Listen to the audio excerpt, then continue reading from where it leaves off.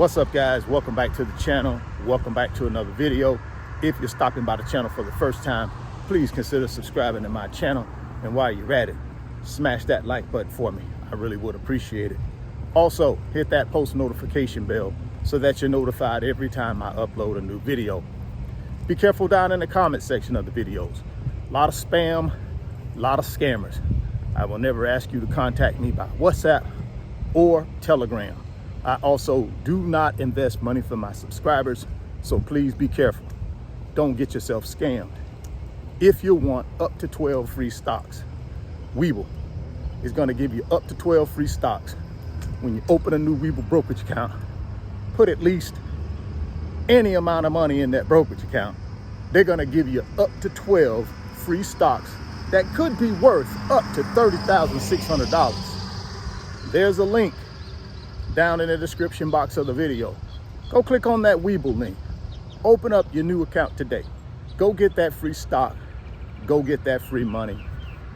Well, the Federal Reserve has found a buyer for Silicon Valley Bank. And that buyer is First Citizens Bank of North Carolina. They have entered into a sale and assumption agreement to buy in its entirety Silicon Valley Bank. Now, some of you might ask, why would First Citizens Bank buy a failed bank? Well, the reason they're going to buy this failed bank is they want to make money. They're going to backstop First Citizens Bank to the tune of about $20 billion. That's right, guys. That's how these deals work. No bank that's in a good financial position is going to buy a bank that's in a bad financial position unless the federal government, through FDIC insurance, makes it attractive. And that's what we have in this particular transaction. So, what is First Citizens Bank getting? They're going to get about $72 billion in loans. Now, those loans, they've pretty much cherry-picked, right? They've went through the loan portfolio and said, you know something, FDIC, we'll take these $72 billion. And then the FDIC says, okay, great. We'll keep the other $90 billion. And try and find someone to purchase those assets separately. And then, of course, First Citizens will take the deposits as well. So for them, it's a pretty decent deal. And it also helps with our banking system, right?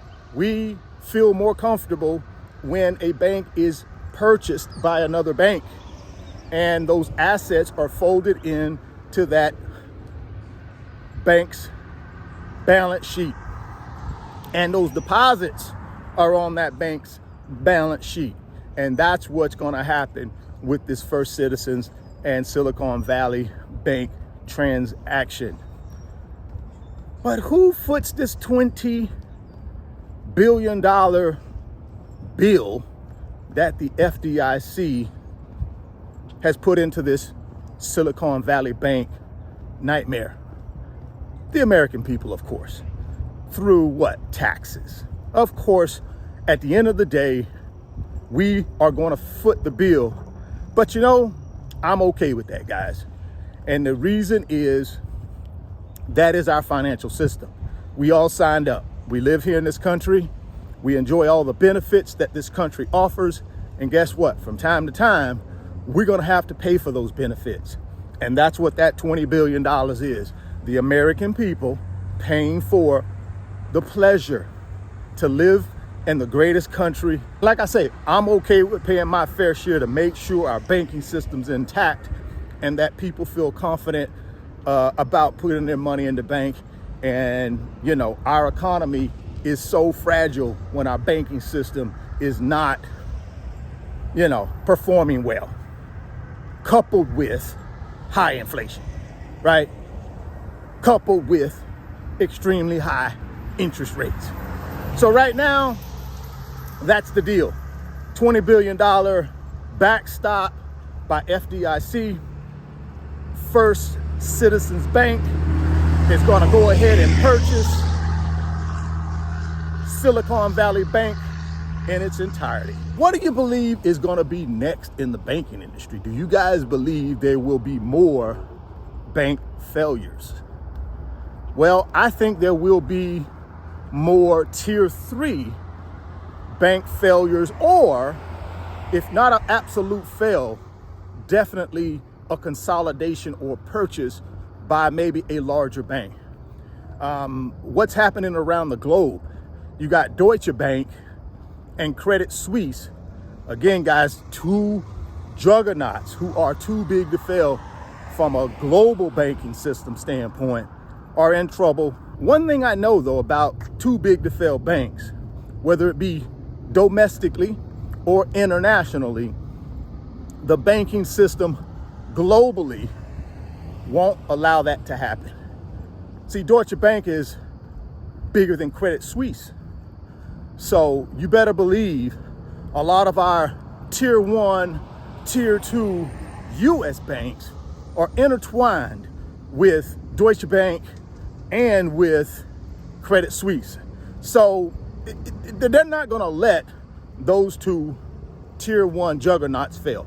So you got to understand, with Credit Suisse, Swiss National Bank has already stepped in and provided them about $54 billion in backstop money.